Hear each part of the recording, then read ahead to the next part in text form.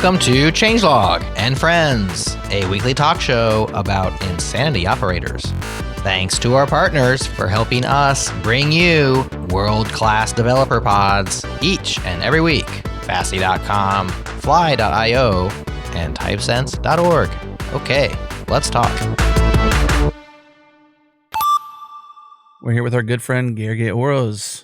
Gergely, it's good to see you. Good to hear from you. It's our annual, conversation.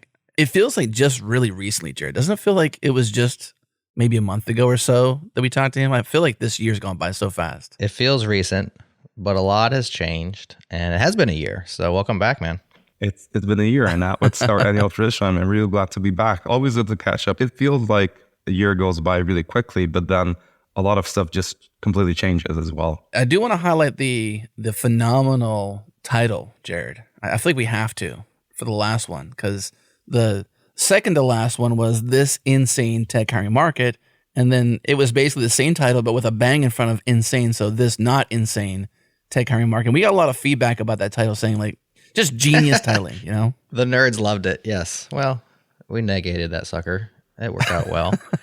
What kind of operator should we put on it this year, Gergely? Is it a insane tech hiring market? Is it a not insane? Is it a average? What's your feeling in the end of 2023?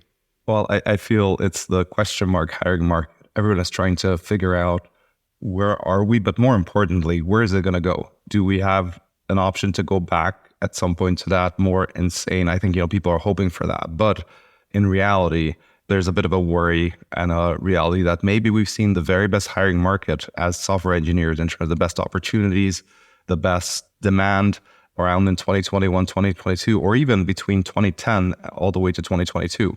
And there's a bit of a worry that maybe that's not going to return, which honestly, it might not be a bad thing. It's change. I feel it's the quickly changing hiring market. Yeah. Well, we have a lot of relationships inside of large tech brands, and I would say that we see those relationships change frequently. So as an organization who interfaces with many large brands in our tech space, seeing the folks that we work with closely change pretty much year after year. It's either they've moved on, something happened internally, I sent an email and suddenly we're coordinating something, and then that email is returned by the bot that says, this email doesn't exist anymore. It is far more frequent, and I feel like every time I talk to somebody, I have to say, congratulations, you're still here. Please catch me if you think things are changing. And, they may be experiencing a surprise to some degree, but I feel personally that the change has been very frequent, even today, but I kind of see a positive uptick. I don't see us going back to the sheer volumes of 2021, 2022. I think that may have been the best of what's to come, maybe for the next decade. I think maybe the big player might be the way that, this hype cycle of AI has really happened big this year. And I'm not suggesting we go deep on it, but I think when we talk about what may happen with software development, there's a lot of things happening around artificial intelligence that aid a development team. And in what way does it help them? It helps them with observability. It helps them with database schema. It helps them with all these unique things that just was not there last year, really. It's a brand new thing. And I'm wondering how we'll augment teams and whether or not that actually changes hiring practices. Well, and this is what everyone is second guessing. And I think this is a little bit hard to extrapolate. And here's why. Let's say I wasn't there, but I read the story of what happened when the compiler first came out. Before the compiler, people would just write their machine-generated code often onto a card, and they would feed it into this big mainframe. And it was a lot of work, and that mainframe was very expensive. So there was time sharing, and developer time was very valuable. The compiler just sped that up. It was a 10x improvement, literally. Mm-hmm. And what you would have expected is, well, you need fewer developers, right? Like one developer can do 10 times as many. But curious enough, the number of developers has exploded since then because there was more. And then after the compiler, we still had lower level languages. We had these higher level languages come off. Like, let's say we had C, and then we had obviously C++, but C# or Java, which are more productive languages, arguably. Which, again, it would have meant that you need fewer developers, and it just kept exploding. So again, with AI, of course, it's going to make us more productive. I'm not saying necessarily going to be 10 times as productive, but it will be easily 20, 30, 50%, who knows, depending on who we're talking to. And the logical thing would be we can do more with fewer developers. Like we would need fewer developers. But again, looking back at the past, what always happened is we just had more developers, because now what happened every single time is a lot of businesses that couldn't afford developers or development had this. A good example is website builders. Back in the 90s, you all remember you had to hire a webmaster to build a web page, and they had to maintain it, and it was expensive. And so the bigger companies all had their webmasters, but small businesses didn't have it. Fast forward to today, you can just click and put together a website, but there's strangely not less demand for people building or tweaking websites. There's specialists who are tweaking WordPress, etc. So my sense is that as long as technology is still spreading across the world, we will still see a demand rise, and technology is still not everywhere. And I'm kind of thinking that we might see a little bit different. Until now, it's kind of gone into big tech and, like these amazing positions which pay very well and generate a lot of value.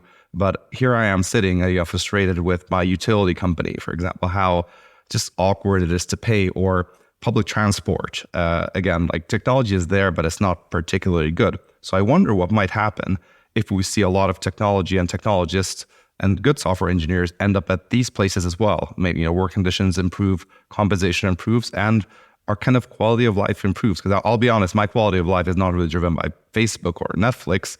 It's kind of driven by the more mundane thing, how easy it is to reach the local council. Why can I not do this online? And so I wonder if that part of like these businesses that are still not really digital, are we going to see in the next 10 years a boom there of software, maybe AI assisted, going there, and obviously software engineers building that. So I'm kind of optimistic that that's going to happen. AI makes everyone more productive.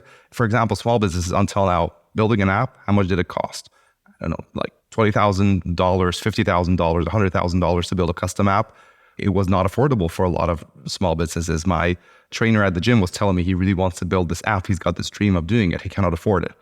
All these people might be able to do it through, again, a little bit what happened with websites, becoming point and click. It might happen with all sorts of apps. Mm-hmm. So I think it'll be super interesting, exciting. There will be demand increasing in a lot of these areas. I don't know about the rest, but so far I'm not seeing it slow down. However, one thing I will say, this is the first time I'm seeing software engineers becoming worried about our jobs. Until now, let's just be honest, like what we did is we kind of automated other people's jobs, right? Like customer support, like at every single company, customer support teams have been going down in headcount. As software engineers, not me, but I saw teams at Uber, we were building more and more efficient ways to do it, adding machine learning, adding helpful tools so one human could serve more people. And, like we were very proud of this and it was cost saving. And now is the first time where software engineers are asking like, am I going to automate myself out of a job? And I hope the answer is no, but we've never asked this question before. So I think this is a big, big change. Yeah, I think that's on point. And I think that specifically around the proliferation of ideas, I mean, if we've seen what's even happened this year, we're very much still in demo land of like, look what this can do. There's very few production grade rollouts of these things in scale. There's a few and they're impressive. But what I've seen is just like huge amounts of new ideas. So much so that like I'm holding on for dear life just watching the demos scroll by. And I'm like, wow, look at all these new ideas. This is not going to create less software. This is going to create more software. And we're going to be working at a higher level. We're going to provide our value at a different place than we used to.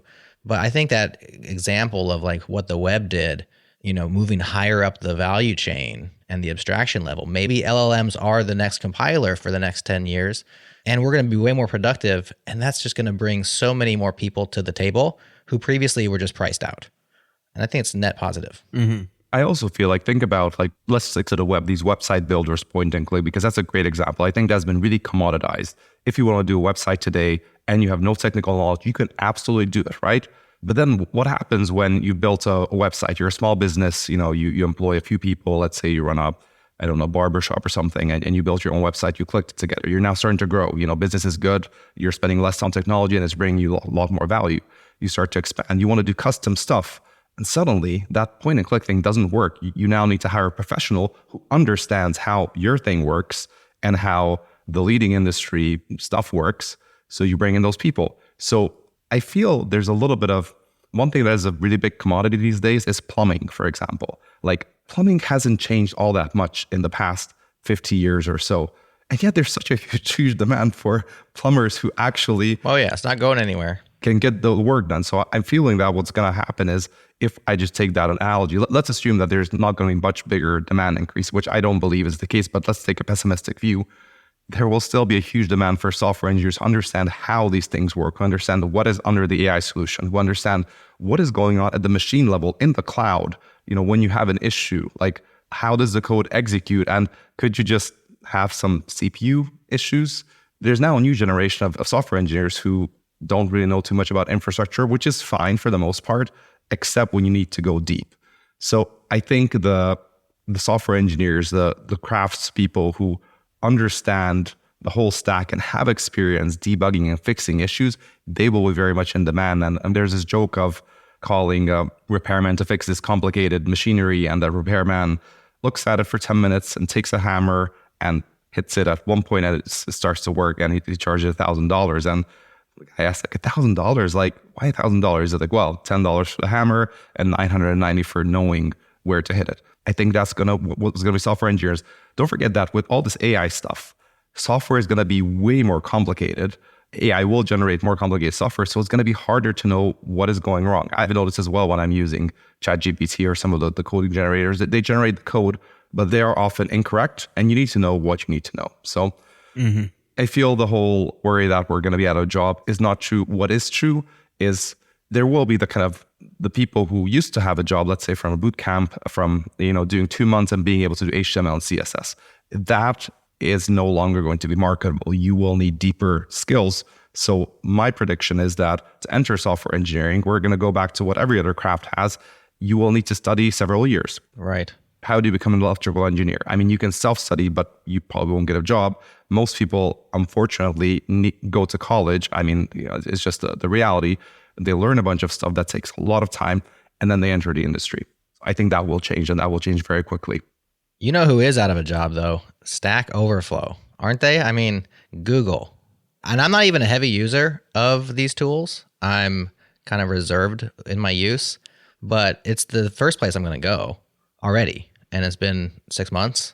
I mean, I haven't been to Stack Overflow in the last 6 months, and I'm a typical engineer. I mean, what happens from here? I mean, we should talk about two things about Stack Overflow, right? One is Joel's Polsky. What incredible timing in hindsight of how he sold it. And obviously, this is not someone who can read the future, but was it in 2020 or 2019 when he sold it for $1.8 billion to a private equity firm?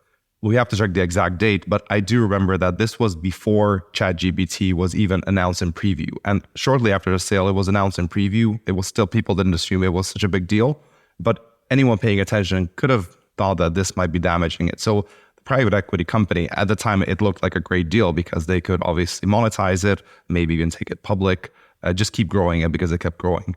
In hindsight, it was a perfect time to exit. Again, that is a great time. If you knew anything about LLMs, then it was a great move in that sense. And now, honestly, Stack Overflow, I think, just has a problem where to position themselves. What I understand, though, is having talked to both some people there, but also following up what they're publicly doing, their focus is not really anymore the public side. I mean, it's still there. It's still driving traffic. What their bigger business focus is, and I understand is their biggest business income, is offering Stack Overflow for teams, for companies, which can actually serve as a very powerful AI assistant. Because what we now know, the past month, I think there's been several articles that these large language models like ChatGPT and Claude, they cannot make up new facts. You need to feed all the data into them. So if as a company, I feel, again, I'm not the biggest expert on AI, so you'll have to find other people, but my understanding is like, we need to generate all that data.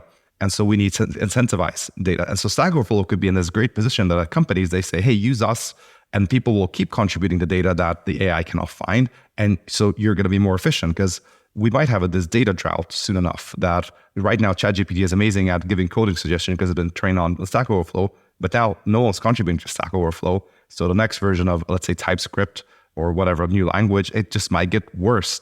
And then there's going to be this game of how do you incentivize people to actually contribute training data. Yeah, that's definitely interesting, especially with the open web. I mean, as a publisher, of course, you have a direct relationship with your audience, so that's spectacular. But there are other publishers who have an indirect relationship with how they make money in their audience, and what incentivizes them in the future to crank out the news articles, to crank out the blog posts, is because the traffic's just not going to come anymore, and that's how they get their money. So could we go back to Express Exchange? Do you remember what was before Express Exchange? Sorry, it was Express Exchange. It was a Q&A site where you saw the questions, but to see the answers, first of all, you could pay an expert to answer, a human to answer, who hopefully gave you a good answer. And then once they answered, it was hidden behind a paywall, and you needed to pay to unlock it. It didn't really work that well. It felt very scammy, lots of dark patterns. It was clearly making money, but Stack Overflow came in to replace this model. But I'm saying this because I'm now starting to see some things going a little bit circular. One good example, going back, because we're now back to how do you incentivize people? You know, people, especially software engineers, they're not stupid. They're very smart. Every software engineers now know that whatever you contribute to a forum or to an open web, it will be used to train an AI, including your own blog, including to GitHub. And more of them will ask, what is my incentive to do so? Like, I'll do it, but what do I get in return? Or what kind of noble cause am I helping? You know, people will probably be fine contributing to some open source AI or something that benefits, but people are going to be a bit hesitant for private companies harvesting this data. So I think we'll see a behavior change. This is not going to be in the next 6 months, but I think the next 5 years, it'll alter drastically how much people are willing to just, share their creative output. Right. You got to think about an AI that essentially counts credits, right? The AI consumes knowledge we put out there, and how do you track the incentive? Well, if the AI can do it, and then you say, well, what if the AI is biased? Well, isn't any pattern matching kind of biased, right? Like if you pattern match towards a certain skew because you have either all the data and you can pattern match clearly, or you have limited data and you pattern match against what is truly not a holistic data set, either way you have a bias. And I'm just wondering if we'll get to a place, and future Adam or somebody out there come back to this, because this might be accurate. What if in 10 years something like this gets done? And humanity says, you know what? We are so biased as humans because we have emotion and we have all this humanity and all this humanistic tendencies in us that we have to program the AI to the perfect human nature and let the bias be in the data, right? And then humanity evolves its knowledge based upon what it puts back in, and the AI creates credits of sorts that says, you know what? Jared is literally better than Adam, or Adam is literally better than Jared and Gergely because his contribution is so much greater, and the perfect human nature biased AI is all-knowing. A real meritocracy. I don't know. I think I just Stack Overflowed right there. I don't know. You went too deep on me. That seems pretty plausible. I think sounds too simple, and the world is way more messy, more unpredictable. But also, looking back, it's so easy to see the patterns. I'm always hesitant to predict what will happen. But the interesting thing about this whole AI thing is, the longer I'm in tech, the more I'm realizing that technology is really interesting, exciting, and it's a fun part. But the real messy part, and the thing that is the hardest to figure out, is humans.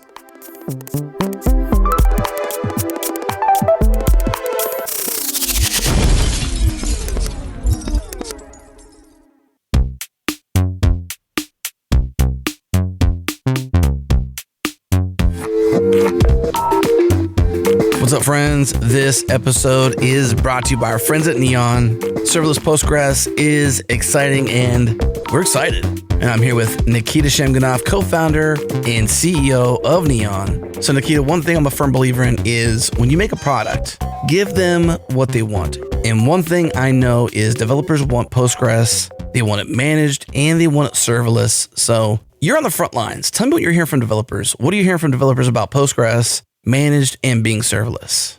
So what we hear from developers is the first part resonates. Absolutely. They want Postgres. They want it managed. The serverless bit is 100% resonating with what people want. They sometimes are skeptical, like, is my workload going to run well on your serverless offering? Are you going to charge me 10 times as much for serverless that I'm getting for provision? Those are like the skepticism that we're seeing. And then people are trying and they're seeing the bill arriving at the end of the month and like, whoa, this is strictly better. The other thing that is resonating incredibly well is participating in the software development lifecycle. What that means is you use databases in two modes. One mode is you're running your app, and the other mode is you're building your app. And then you go and switch between the two all the time because you're deploying all the time. And there is a specific, part when you just like building out your application from 0 to 1, and then you push the application into production, and then you keep iterating on the application. What databases on Amazon, such as RDS and Aurora and other hyperscalers, are pretty good at is running the app. They've been at it for a while. They've learned how to be reliable over time, and they run massive fleets right now, like Aurora and RDS run massive fleets of databases. So they're pretty good at it. Now, they're not serverless, at least they're not serverless by default. Aurora has a serverless offering. It doesn't scale to zero, Neon does, but that's really the difference. But they have no say in the software development lifecycle. So when you think about what a modern deploy to production looks like, it's typically some sort of tie-in into GitHub, right? You're creating a branch, and then you're developing your feature, and then you're sending a PR. And then that goes through a pipeline, and then you run GitHub Actions, or you're running GitLab for CI/CD, and eventually this whole thing drops into a deploy into production. So databases are terrible at this today. And Neon is charging full speed into participating in the software development lifecycle world. What that looks like is Neon supports branches. So that's the enabling feature. Git supports branches, Neon supports branches. Internally, because we built Neon, we built our own proprietary, and what I mean by proprietary is built in-house. The technology is actually open source, but it's built in-house to support copy and write branching for the Postgres database. And we run and manage that storage subsystem ourselves in the cloud. Anybody can read it. It's all on GitHub under a Neon database repo, and it's quite popular. There are like over 10,000 stars on it and stuff like that. This is the enabling technology. It supports branches. The moment it supports branches, it's trivial to take your production environment and clone it, and now you have a developer environment. And because it's serverless, you're not cloning something that costs you a lot of money and imagining for a second that every developer cloned something that costs you a lot of money in a large team. That is unthinkable, right? Because you will have 100 copies of a very expensive production database. But because it is copy and write and compute is scalable, so now 100 copies that you're not using, you're only using them for development, they actually don't cost you that much. And so now you can arrive into the world where your database participates in the software development lifecycle, and every developer can have a copy of your production environment for their testing, for their feature development. We're getting a lot of feature requests, by the way, there. People want to merge this data or at least schema back into production. People want to mask PII data. People want to reset branches to a particular point in time of the parent branch or the production branch or the current point in time, like against the head of that branch. And we're super excited about this. We're super excited. We're super optimistic. All our top customers use branches every day. I think it's what makes Neon modern. It turns a database into a URL, and it turns that URL to a similar URL to that of GitHub. You can send this URL to a friend, you can branch it, you can create a preview environment, you can have dev test staging, and you live in this iterative mode of building applications. Okay, go to neon.tech to learn more and get started. Get on-demand scalability, bottomless storage, and data branching. One more time, that's neon.tech.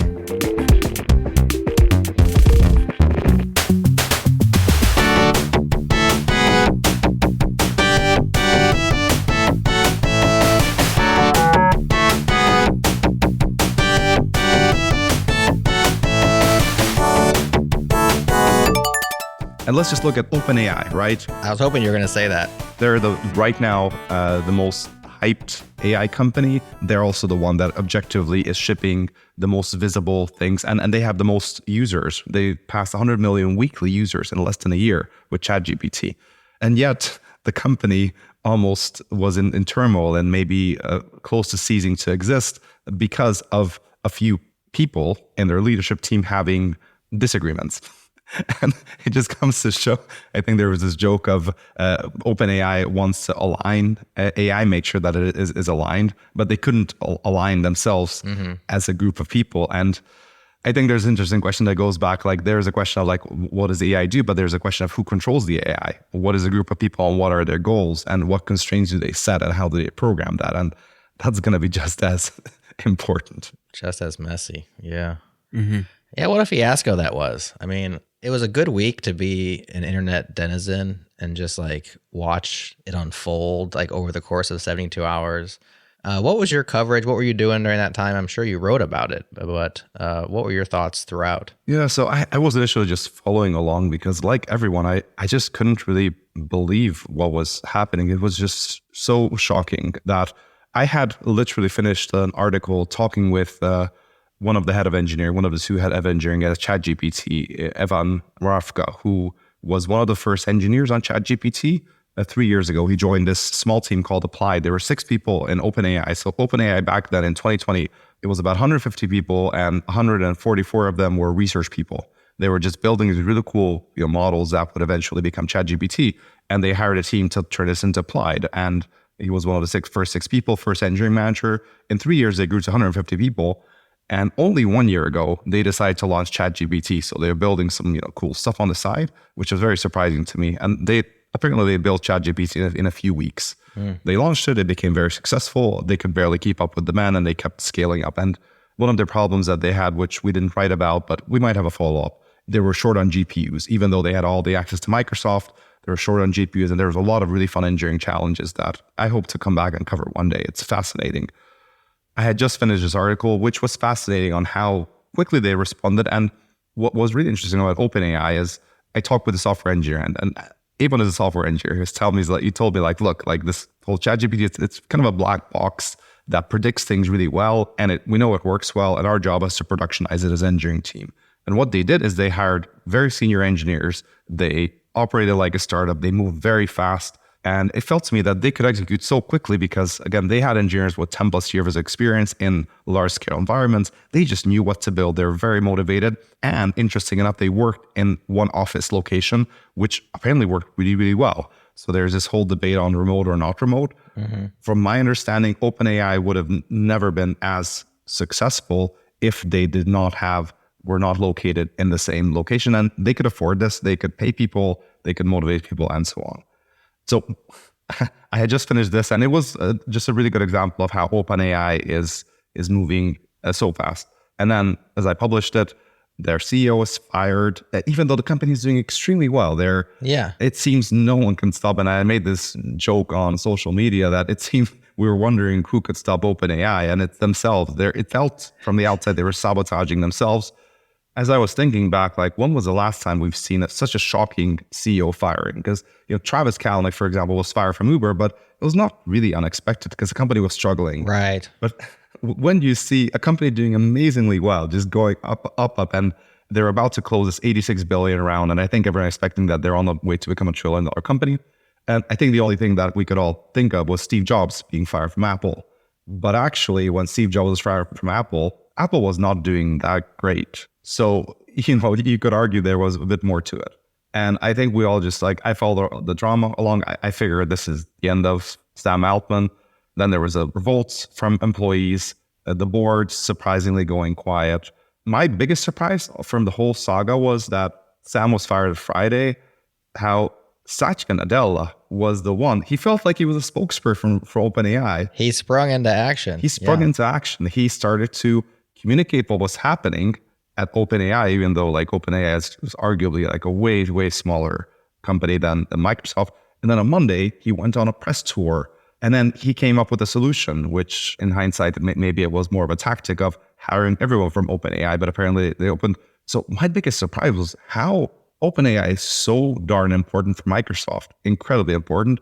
And my biggest surprise was that they want to keep them independent. They would not really prefer that OpenAI operates independently. They get the benefit of their research and their applied and they don't really want it inside of Microsoft, I'm assuming because of the scrutiny. So Yeah. it was really fascinating. And I think this whole event just broke the image of OpenAI being this unbeatable company. For example, now I think a lot of people are looking at Anthropic, their models are doing pretty well. They just didn't have this drama. Everyone could. My biggest takeaway is I feel this field is super volatile. I think until now, what we've seen is these companies move really fast, and we were wondering, how can they move this fast? But, they actually don't have it all figured out. It's not sustainable. Yeah. It's not sustainable. They will need to slow down to get stability, or they keep rushing and they'll be extremely unstable, just like OpenAI is right now. So I'm assuming things are probably I'm not envying any of the people there. The only thing I will really commend is it seems the team has come together for a cause. Like that team has agreed, like the employees that they're supporting this cause, they want to work with this leader, which is, again, unparalleled to see almost 95% of people sign some petition that they put up together. So it feels to me like that is a great sign for any company. Like they're in this together. As far as I know, no one took up the offer of jumping ship for same compensation as Salesforce. So I think it's just very confusing. There's lots of really positive things about OpenAI, but I feel up there's too many questions with the leadership right now and how stable their leadership really is and their vision. Yeah.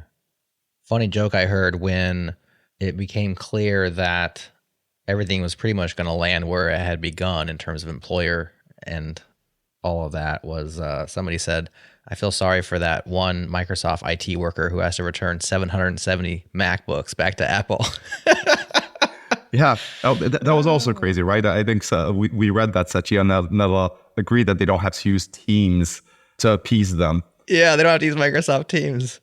So many just entertainment nuggets that came out during that time period. And such a weird thing. And then just to have it all kind of land where it started. But yeah, the view of the inside of the leadership at OpenAI and the disagreements and just the weirdness of their board and their company structure or whatever it is, the entity. I guess in a sense, I like it because it's going to provide more diversity in the space. Like we're going to take other companies more seriously, where it just felt like OpenAI had such a huge lead and just continued to, like you said, just launch and improve. And like every time you turn around, ChatGPT was better and they were integrating other people's stuff. It looked like. Yeah, it felt like superhuman. So even when I talked with Ivan, like it just seemed they did everything perfectly or even better and just made no mistakes, which again, we're all human. So I agree with you. I think it was good to see that they're human. They make mistakes. It's people working there and they're not special. Like, of course, again, they came up with a really good reply, but I think because of this, again, if ChatGPT is a little bit better or even a lot better than all the other models, the others are going to catch up. Like we know it's the same people working there, same faults, same kind of approaches. What we've seen is OpenAI has capitalized and they have moved a lot faster than their competitors for different reasons. Seems like the real winner in all of this is NVIDIA. Doesn't it? I think a little bit of as Anthropic as well. The big question about OpenAI is what do they care about? Do they care about moving fast or AI safety? Because this was the big argument internally. Right. And they can't decide. I don't think they can decide. My sense is they're moving fast. And I think that's, by the way, I think that is a right strategy for a Silicon Valley company that wants to maximize its value for the employees, the shareholders, and its market size. I think, and they have been moving the fastest, whereas Anthropic is really principled, saying they are safety first, and they're also moving at a good speed. So I think they're projecting a lot more stability. And I'm now seeing on social media a lot more people sharing Claude as examples, their chatbot. And I'm also just going to try it out as well to compare and just keep it in mind that there's not only one player in this space. And Anthropic is very tempting because they're also independent, right? They're not, like Google has Bard and... Yeah, what's their story? I don't know much about them. Their story is that some OpenAI employees were actually unhappy with how decisions were made at OpenAI and how they felt safety was not as much prioritized as they would have hoped. And so they started Anthropic, where they said safety is our number one. We're going to build on that. And they just took it from there. So it's almost like a fork of OpenAI with a bit of a different focus. But I think we're now starting to see that the principles do matter on the mid and long term. On the short term, speed is everything. And so I think it'll be fascinating to see. Like, I'm really rooting for all of these companies, by the way. Like, I think I will always be rooting personally for the smaller ones a lot more than rooting for the big guys, Microsoft, Google, etc., to grow even bigger. So I hope OpenAI, Anthropic, and other startups that come and fill the space, they will succeed. But what I feel is these companies OpenAI has rapidly gone through the startup phase, and now they're almost big tech. They now rapidly have to mature, which is going to be painful because, I worked at a company that went through like this maturing at Uber. It's not as fun. Like, it's not as fun working at a larger company than it is at a smaller one. To make it fun, you need a really good founder, and that's where NVIDIA is super interesting. They're now a big company, and people just love the CEO. I was in the US a few weeks ago, and I caught up with a friend who works at NVIDIA, and he was telling me that, like, Jensen, people adore him. Like, they don't have to go into the office, but when Jensen goes to an all hands and he speaks on the all hands, he kind of freestyles the whole thing, answers every question, doesn't come with notes, and is just very passionate. Everyone is in the office, like everyone goes to see him. So, like, to me, the big surprise in all of this thing is, I feel when we talk about big tech, I used to always think Microsoft, Google, Amazon, Netflix, Apple, and absolutely ignored NVIDIA. And now they're, by market cap, they're like 6th or 7th biggest company. By the growth, they're the biggest. But we somehow still don't think of them like that. So I don't know too much about them, but I am planning to learn on more. And I have some friends who used to work at Google and other places now at NVIDIA, and they're very happy. And right now they're doing good. And as you said, they're clearly the biggest winners of all of this right now. They are. Well, they get the benefit from it all, right? I mean, they get to get their AI and keep it too. I mean, they have all the GPUs out there, so everything is powered by what they're building. So right now, but for how long? That's the question, yeah. Yeah, nothing lasts forever, that's for sure. But I think it does help to have a charismatic leader that can, be there, answer questions, as you mentioned. That's... And I feel a very down-to-earth leader. Like, don't forget, he was the only leader when the stocks were going down last year. And most public companies, even Facebook, gave in to investor pressure to fire 10% or whatever, to show to investors that we're firing, that we're cutting costs, we care. And then the stock recovered and they just rehired. Like, Facebook is a prime example. They're hiring like crazy right now. So they're probably going to, again, I don't have the data, but my sense is they're probably going to go back to headcount to where they were before all this firing. NVIDIA did not do this. Their stock wasn't doing that bad, but since Jensen was there, they haven't fired, and he's been very clear about this. He's been holding his back against investors. And also, they're the only company that I know, big tech, apparently their unofficial motto is that our company could go out of business in 30 days. So there's a sense of urgency that is just always there. Yeah, I don't know. Like, I've now listened to Jensen a couple of times on a couple of podcasts. I just don't know any other CEO who just sounds so just honest and down to earth. Normal. Yeah. He doesn't sound like business, which, again, it's probably Satya Nadella is also very relatable. Hey, he's done a great job at Microsoft, but it does fill me with some hope that we're seeing some of the kind of human CEOs succeed, as opposed to the ones that are just like, doing death marches or sticking a vision and not caring about anyone else. Right. The evil villains.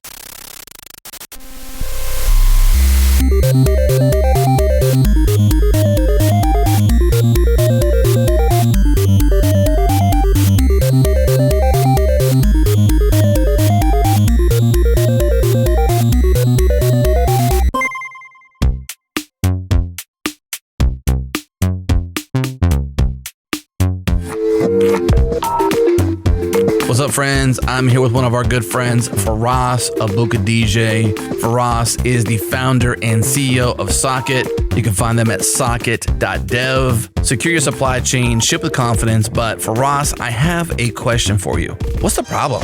What security concerns do developers face when consuming open source dependencies? What does Socket do to solve these problems? So the problem that Socket solves is when a developer is choosing a package, there's so much potential information they could look at, right? I mean, at the end of the day, they're trying to get a job done, right? There's a feature they want to implement. They want to solve a problem. So they go and find a package that looks like it might be a promising solution. Maybe they check to see that it has an open source license, that it has good docs. Maybe they check the number of downloads or GitHub stars. But most developers don't really go beyond that. And if you think about what it means to use a good package, to use a good open source dependency, we care about a lot of other things too, right? We care about who is the maintainer. Is this thing well maintained? From a security perspective, we care about, does this thing have known vulnerabilities? Does it do weird things? Maybe it takes your environment variables and it sends them off to the network, meaning it's going to take your API keys, your tokens. Like that would be bad. The unfortunate thing is that today, most developers who are choosing packages and going about their day, they're not looking for that type of stuff. It's not really reasonable to expect a developer to go and open up every single one of their dependencies and read every line of code. Not to mention that the average NPM package has 79 additional dependencies that it brings in. So you're talking about just, thousands and thousands of lines of code. And so we do that work for the developer. So we go out and we fully analyze every piece of their dependencies, every one of those lines of code, and we look for strange things. We look for those risks that they're not going to have time to look for. So we'll find, we detect all kinds of attacks and kinds of malware and vulnerabilities in those dependencies, and we bring them to the developer and help them when they're at that moment of choosing a package. Okay, that's good. So what's the install process? What's the getting started? Socket's super easy to get started with. So our whole team is made up of developers, and so it's super developer friendly. We got tired of using security tools that send a ton of alerts and were hard to configure and just kind of noisy. And so we built Socket to fix all those problems. So we have all the typical integrations you'd expect: a CLI, a GitHub app, an API, all that good stuff. But most of our users use Socket through the GitHub app, and it's a really fast install. A couple clicks, you get it going, and it monitors all your pull requests. And you can get an accurate and kind of in-depth analysis of all your dependencies. Really high signal to noise. It doesn't just cover vulnerabilities. It's actually about the full picture of dependency risk and quality. Right? So we help you make better decisions about dependencies that you're using directly in the pull request workflow, directly where you're spending your time as a developer. Whether you're managing a small project or a large application with thousands of dependencies, Socket has you covered, and it's pretty simple to use. It's really not a complicated tool.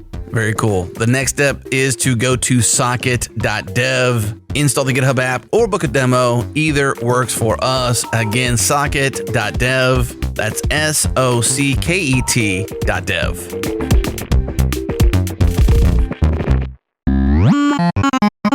Well, you mentioned Facebook hiring.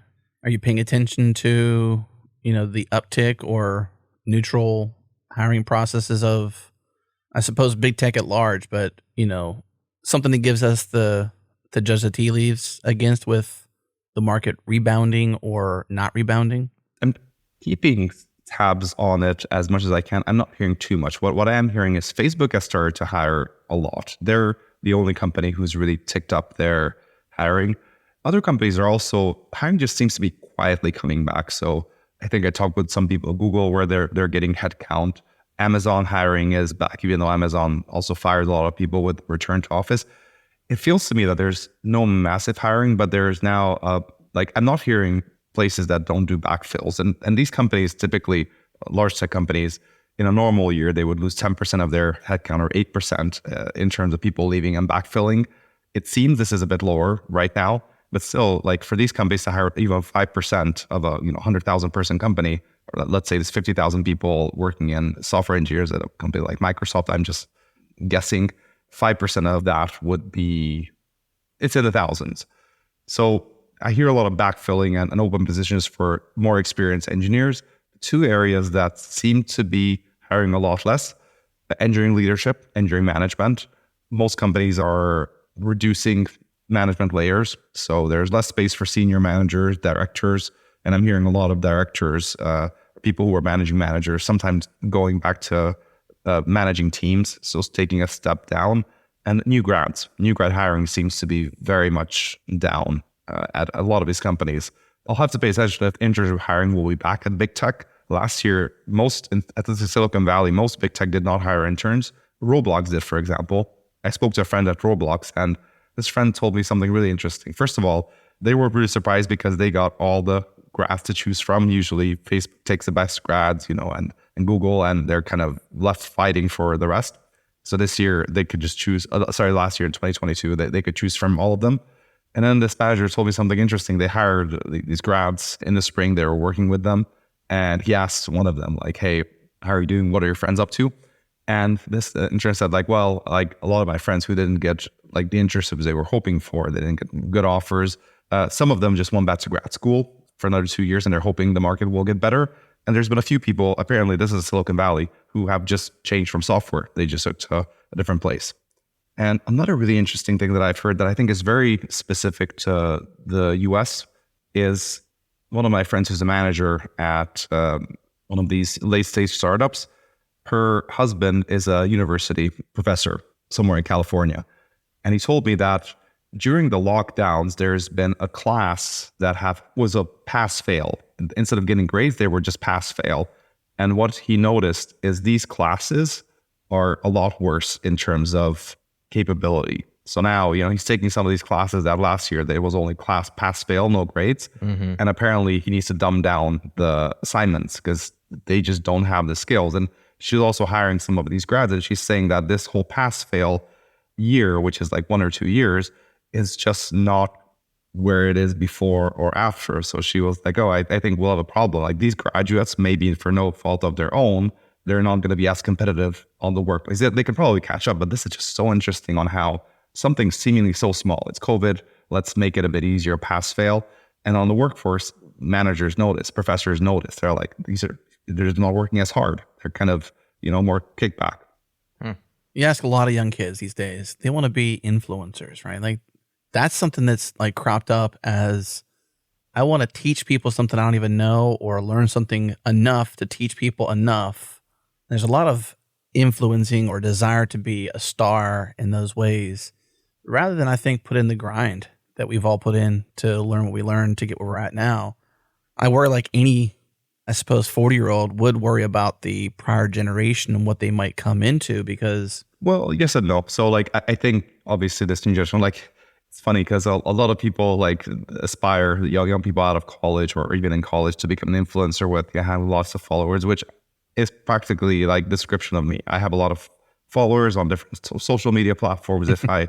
You're an influencer? Well, I mean, I could be labeled that, but I really try not to be as such, or my goal is to learn interesting things and share these interesting things and also run a business on top of it. So I think of myself as just like the two of you, like I run a business which happens to have a newsletter component, but I think of it as education and keeping up with the industry. Mm-hmm. I feel there's some people who are looking at influencing as a means to an end. I have a lot of followers and I'll somehow make money. I'll do sponsorships or whatnot. Precisely. I think there's always going to be those people. And this path is open to more people. I think it's a lot harder than you think. And my honest view is, I think it's a terrible thing to only aim for having these, large following numbers because it can be taken away anytime from you. These platforms, every single social media platform, you're at the mercy of whatever algorithm is there. And you can just have a big disappointment. What I think works a lot better, what I've seen multiple times, is people who have a business, a small business or something that they do that is generating most of their revenue or some of their revenue. And then on social media, they share something around that. There's a lot of, for example, photographers who do this on YouTube. They shoot stuff for clients and they often record how they do, what gear they use. First of all, they don't stress as much about how many views they get or how much ad revenue. It's kind of nice when it blows up, but they don't care too much. They're also just a lot more authentic. That's also what I try to do. Like I have a lot of followers in different platforms, especially Twitter and LinkedIn, these text-based ones. But like most of my output is just me. I'm researching my articles. So my goal is to figure out what's going on in the market. And I often just get input. I sometimes share drafts. I don't really care if tomorrow, the algorithm deprioritizes my views or I now enrolled in Twitter ad revenue because I wanted to see how much I can make, but I don't really care if it's zero or not. So it's just a nice bonus for me, but it's not my main thing. So that's what I'm trying to do. But stepping aside from this, with worrying about the next generation, I actually asked this engineering manager at Silicon Valley who's hiring new grads about Gen Z. I'm like, what do you think about Gen Z? Where, the graduating generation is either Gen Z or maybe the one after growing up with iPhones. And she was saying, I love them. It's amazing. They're just so engaged. They come into the workplace. And I think in software engineering, we product managers especially, she's more of a product focused engineering manager. There's always been a problem of you hire a software engineer and you really want to get them interested in product. Talk to customers, understand them. And she's like, with this generation, you don't have that. They come in, they're like, all right, I've used the app. I've tried out our competitors. Here's what I think we should be doing. She's like, amazing. So super engaged, really bright, really good at context switching. Really? Wow. Apparently very protective of their time as well. So they will say okay, it's 6 p.m. I need to meet up with friends. Goodbye. Yeah, I've done all my work. This is a generation that doesn't do anymore the we'll put in the hours, we'll just, stay here for FaceTime. And also I have some friends in Europe. Europe is a little slower paced in a lot of companies. They're complaining that they're quitting because they're bored and they don't see advancement. In Silicon Valley, my friend is like, they're amazing because it's a startup, it's fast moving, they love it. They're growing with it and they're growing really fast. So I actually feel like, yes, of course, there's influencers, but I feel that's a very small subset. I hear very, very good things about this like new generation who is entering the workforce. And I think it might give a run to the money for us, like people who've been here for a bit longer, which is, I think, a great thing. Yeah, they're sharp. Well, it's good to hear that they're coming into the workforce saying, I tried the app, I compared the competitors, here's what we should do. I mean, that usually comes after a year or two because you kind of come in super green, like, I have no idea how business works.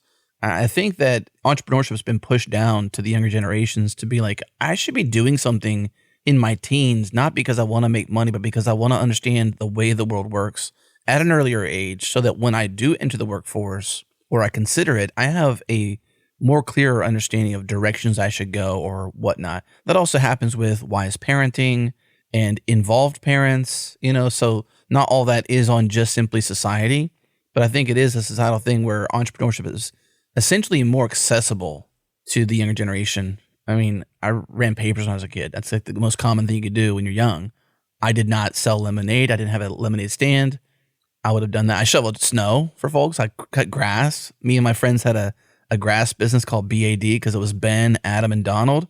And so it was BAD. We were the bad crew, We were in a good way. So that's kind of fun. But I mean, we did stuff like that as a young age. Now it's different. I was like, you can literally create a business as a young person and invent something because you have 3D printing accessible in your household. Like that just wasn't a thing when I was a kid. And you can invent a thing as a young person and make a small fortune. Yeah. And also like we talk about AI.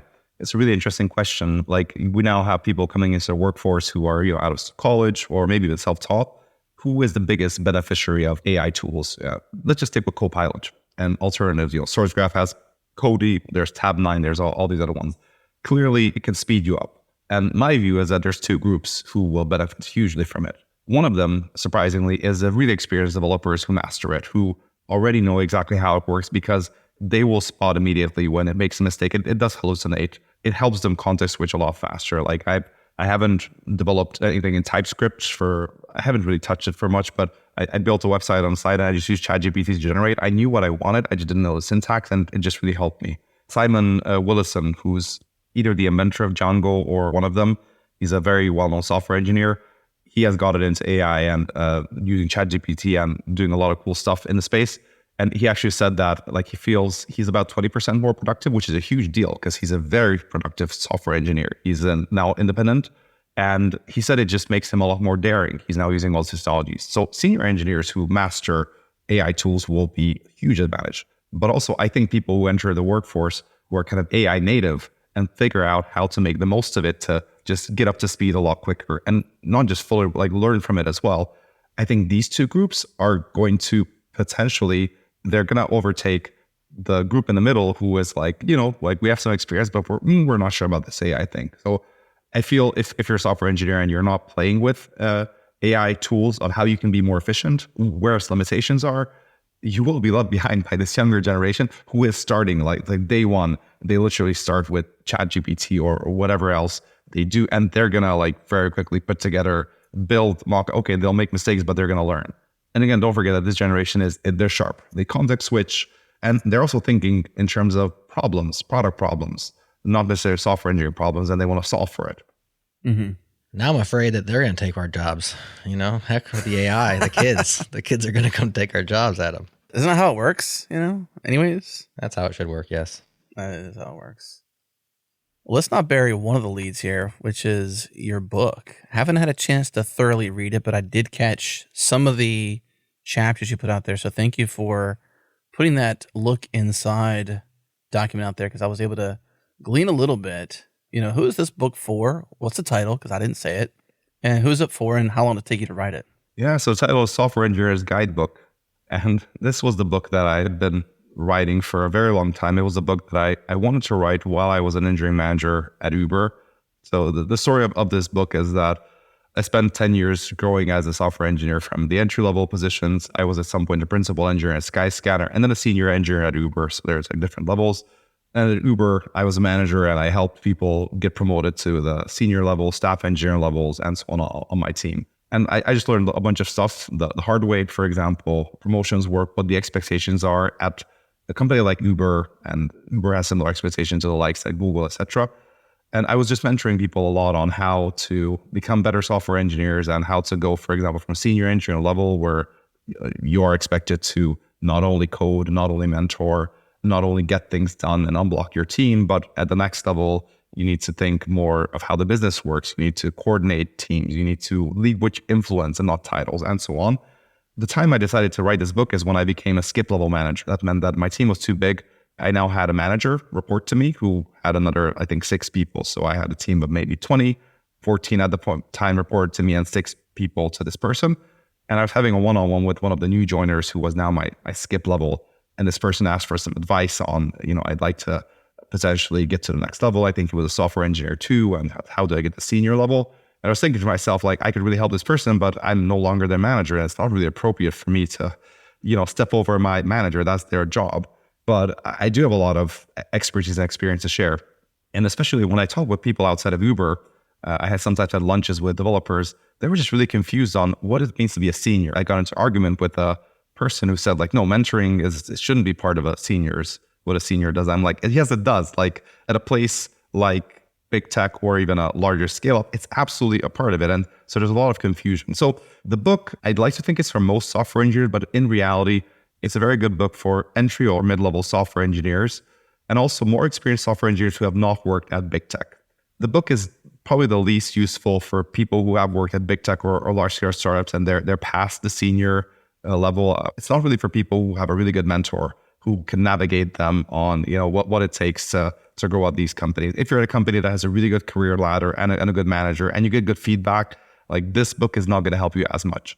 And a third group that it's for is for managers who want to help grow their engineers. And because the interesting thing is that this book is kind of partially written as my experience as a software engineer, kind of going up the ladder and just becoming a better professional. As you become a better professional, you also grow in the levels, you get a fancier title, you get a bit more money, you get more responsibility.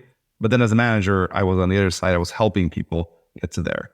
And honestly, I just kind of wanted to document what does it mean to be a great software engineer at a mid to large size company. What I think it is, what are important things that you should know about? For example, reliability. What are some of the basic concepts like the percentages, P95, P99, P50?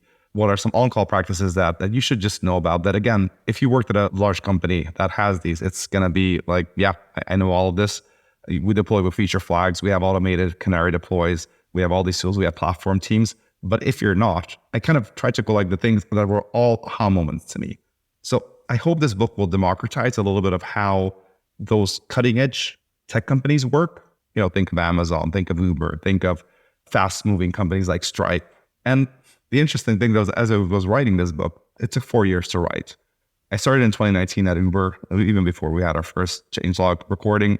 I left Uber in 2020. I wanted to finish it, but it took a little bit longer. And then I started my newsletter in 2021. And as I wrote my newsletter, I really got involved with the industry, talking with different companies on, for example, I did a deep dive in Facebook's engineering culture and Amazon's engineering culture. I started to see these gaps that, okay, this book should cover this and this and this as well. So in the end, I found it a really hard balance between how deep to go into the book and how broad. I ended up going really broad and leaving a lot of breadcrumbs on like, here's things that you can go into. I tried to cover everything that is relevant for a software engineer. And so far, the reception has been very good. The biggest criticism comes from people who are really experienced in big tech, who have been working at startups, like a CTO, Will Larson, who's worked at Uber, worked at Stripe, worked at Calm. He's now the CTO of Carta. He said that, well, he thinks this book is really good for entry-level and mid-level people and people who have not moved around a lot of companies. And I think he's right. So if you've been in an industry, if you're a veteran, if you've been at these companies, it's more of a refresher and a framework. But the feedback from people who have been in this industry for 20 years, working at consultancies or I would say mid-level tech companies, they said, oh my gosh, like I would have needed this, like this would have sped up my career with years because now I finally know what I need to know to get into these, I guess, higher tier companies. For sure. Guidebook's a good name. I like chapter 18, stakeholder management. I think this is like, if you've been there, you kind of know, but what does it mean to have stakeholders? What does it mean to work with them? Do you have to have a good relationship with them? And I think what you've done is kind of normalized what is the expectation of being in software development in a large organization, because you may not know how to deal with a stakeholder. What inputs do you need from them? What kind of relationship should you have with them? What does it take to keep them in the loop? And what's the ultimate goal of the relationship?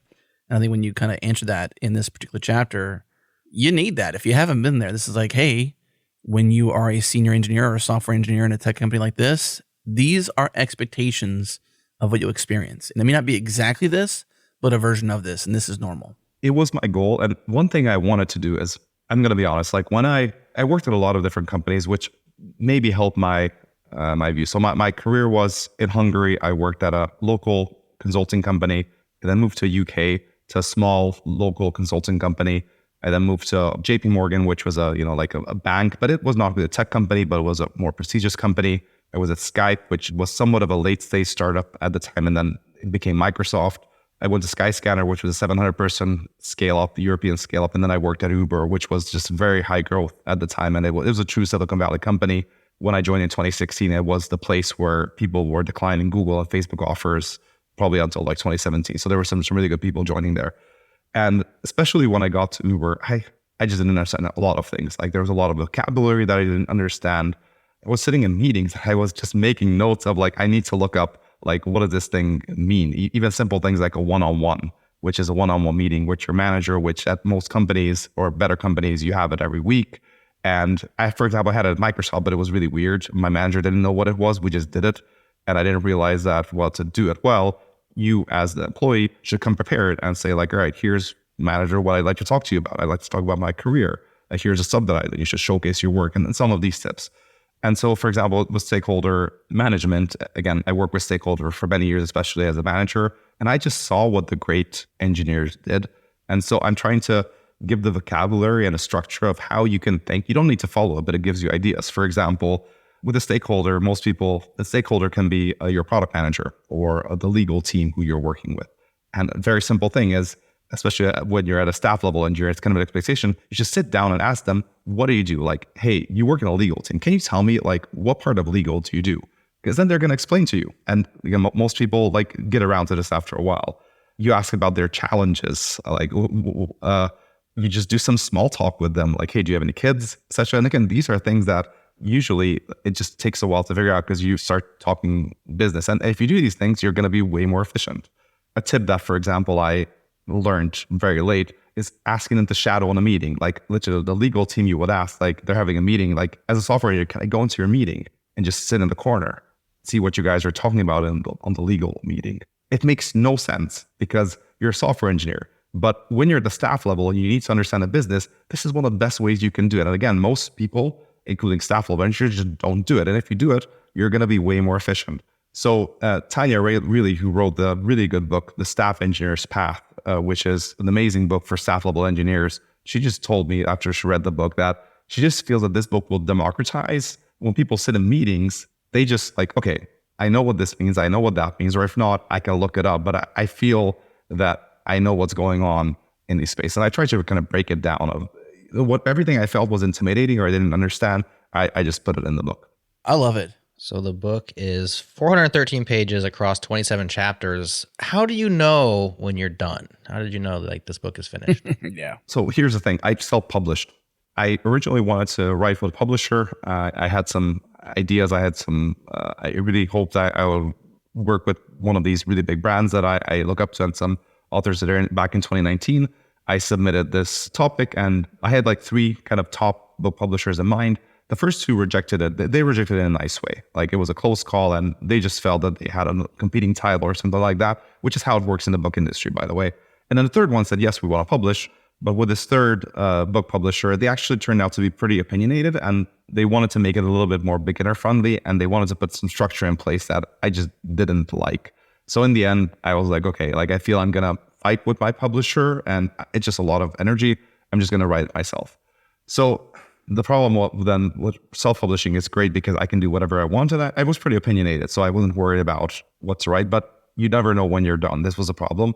And I was writing for on and off for about 3.5 years. And finally, I was writing my newsletter as well. And I resisted the urge to recycle things from the newsletter. There's very little overlapping content. There are a few chapters of the 27. I would say maybe there's 4 chapters that have been published in some form in the newsletter and they've been reworked.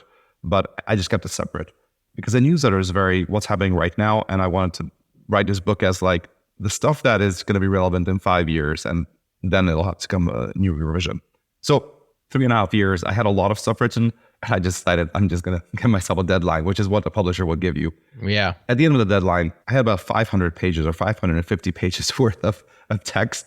So the last month I spent cutting it off, and I just decided to put 100 pages as bonus chapters, which are available for free because I wanted to keep the book at a reasonable length. And by the way, these 400 pages, I did a trick. I did the largest print I could because this book is about twice the length of some of your kind of engineering management books that you're used to.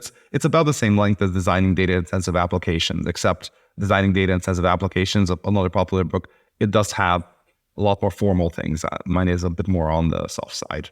In the end, I'm happy with it. It's not a book that you're going to sit down and read the whole thing. It's more a reference book. It's like you open chapters, stakeholder management, team dynamics. I just became a software engineer. I need to get things done. There's a lot of getting things done. I'm trying to make it really practical. It's pretty much the advice that I gave to people at Uber. So I'm kind of hoping that if you pick up this book, it's a little bit like I was your mentor a little bit. It's not as good as if you have a mentor. Like, please try to get a mentor. Like, that is the best you can do. No book will do justice. But I just hope that, it gives some structure, gives some ideas.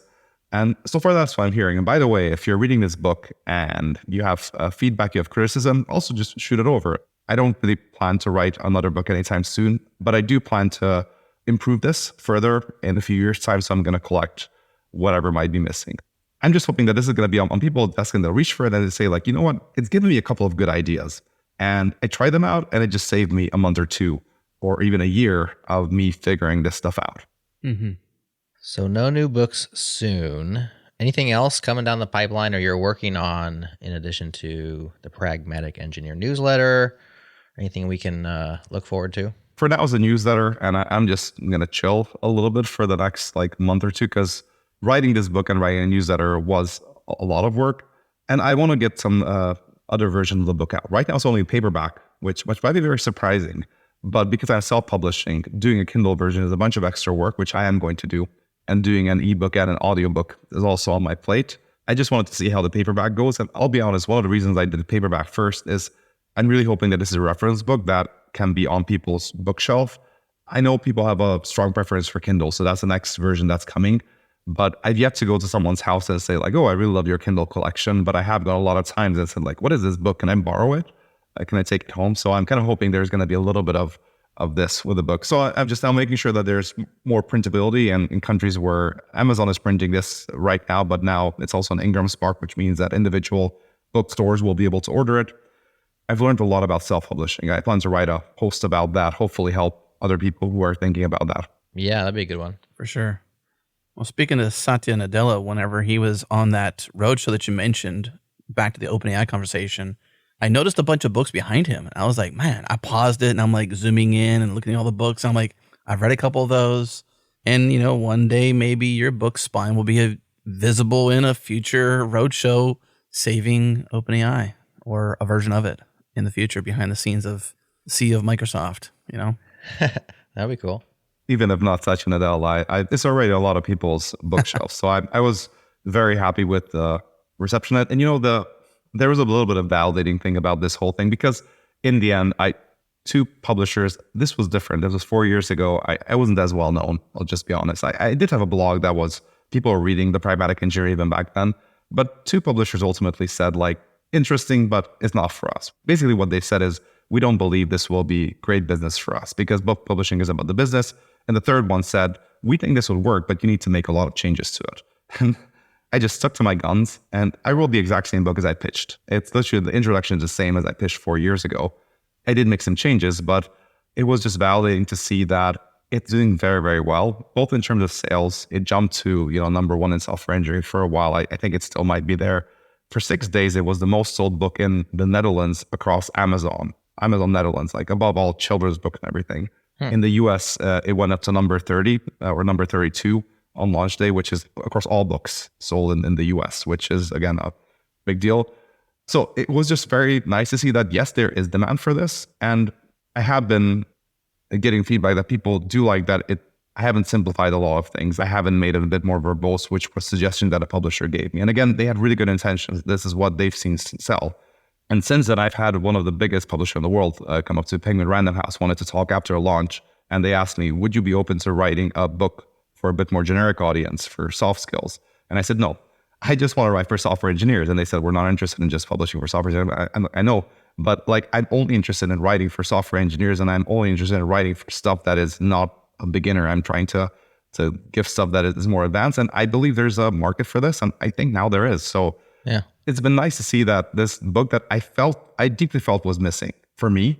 It's nice to see that other people feel the same way. So it's one of those things. So I'm really grateful for all the readers who are both buying it, because a lot of them just bought it honestly blindly because I guess they knew me for a while. But now the feedback is starting to come in. And again, I'm really looking forward to critical feedback as well. Like I think that's the thing that I don't like to feel that I'm done. I don't feel like this book, I don't think it's done. I think there's going to be new versions coming out of it. I'm going to improve it. And I want to keep up to date because the industry is changing.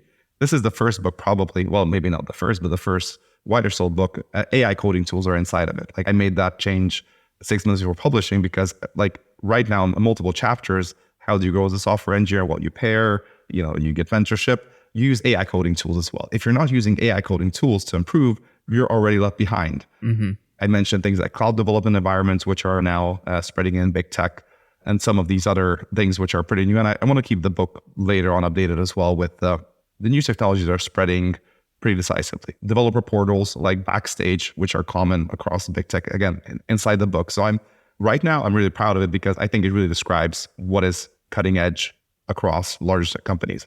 Yeah. Well, if anybody can keep it up to date as things change, Gergely, you're the man because you are always up to date with what's going on in the industry. If you need help with the audiobook, I know a guy who's got a good voice, and it's not me, it's Adam. So maybe we could, that'd be cool. A collab on. Would you narrate a book, Adam? Would you ever do that? Would you? Sure. Would you lend your voice to somebody else's words? Yeah, I would. That's a neat idea. I could do that any day. Tomorrow. Just an idea. Planting the seed for future collabs. Love it. Anything else, Gergely, that we haven't covered that you want to talk about before we tail out here? I think that's mostly it, really. Adam, are you still with us, or are you just daydreaming right now about? I was thinking about what's left. There's one thing I want to leave for Plus Plus that I think we should at least touch on. It would be nice that way it's a smaller audience even. So, hey, if you're not in the Changelog Plus Plus arena, it is cooler there because you're next to that cool Changelog Meadow, as we say, and that's where you want to be. That's right. So we're going to ask Gergely a question here in a second, but for now, Gergely, it's been fun catching up with you. It's been fun seeing you again. I can't believe it's been a year since the last time we spoke, and I always appreciate your perspective, and I think just your genuine nature to find the truth in what's happening and just share that. I love the way you produce your newsletter. I think you do it very honestly. There's a lot of newsletters out there who have just ulterior motives that just are strictly financial in some cases or audience growth in some cases. And I think that your commitment to being real with your community and the community is refreshing. We like that. That's why we have you back. Absolutely. So we love talking to you. So thank you for that. Yeah, thanks for that. It's great being on. Until next year. Yeah, until next year. Bye, friends.